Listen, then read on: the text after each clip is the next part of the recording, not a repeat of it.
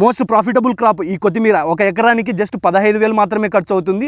And ఎకరాకి చూసుకున్నట్టయితే 120 బెడ్లు పడతాయి. ఈ 30 రోజుల పంట పూర్తి అయిన తర్వాత మీరు దీంట్లో లక్షలు సంపాదించవచ్చు. మెయింటెనెన్స్ చూసుకున్నట్టయితే జీరో మెయింటెనెన్స్, కలుపు తీసుకునేది ఒకటి ఉంటుంది. అండ్ సమ్మర్లో చూసుకున్నట్టయితే డైలీ వాటర్ ఇవ్వాలి, వేరే టైంలో చూసుకున్నట్టయితే డే బై డే వాటర్ ఇస్తే సరిపోతుంది. మొత్తానికి చూసుకున్నట్టయితే ఎకరాకి 40 కేజీల విత్తనాలు పడతాయి.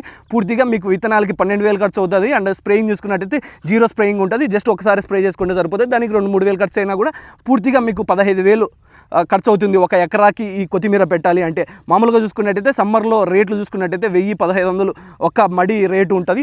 ప్రజెంట్ చూసుకున్నట్టయితే 100 రూపాయలు ఉంది. మీరు లక్షలు అనేవి రీల్స్ చూస్తుంటారు కదా, ఆ సైడ్ మాత్రమే చూశారు, నష్టాలున్న సైడ్ చూడలేదు. ప్రజెంట్ ఈ కొత్తిమీర సాగు ఈయన పెట్టిన ప్రజెంట్ రేటు 100 రూపాయలు. ఏప్రిల్ మంత్లో 100 రూపాయలు ఉంది ఒక మడి. నీకు 120 మడ్లు ఒక ఎకరాకి పడితే 12,000 ఖర్చు అవుతుంది. మొత్తానికి మెయింటెనెన్స్ చూసుకున్నట్టయితే రిటర్న్స్ కూడా 12,000 ఉంది. జీరో ప్రాఫిట్ దీని నుంచి. అండ్ అలాగే ఆయన టైం వేస్ట్, దీనికి డైలీ వాటర్ పెట్టి దీనికి మెయింటెనెన్స్ చేసుకున్నందుకు. ఈ సైడ్ కూడా ఉంటుంది. జస్ట్ ప్రాఫిట్సే చూసుకోవద్దండి. చాలామంది ఈ లక్షలు ఎప్పుడు వస్తుంది, 1,000 రూపాయల రేటు ఉన్నప్పుడు. 1,000 రూపాయల రేటు కొత్తిమీర వెళ్ళదా అంటే వెళ్తుంది. 1,000 వెళ్తుంది, 1,500 వెళ్తుంది. అంటే డైలీ అదే రేటు ఉండదు కదా.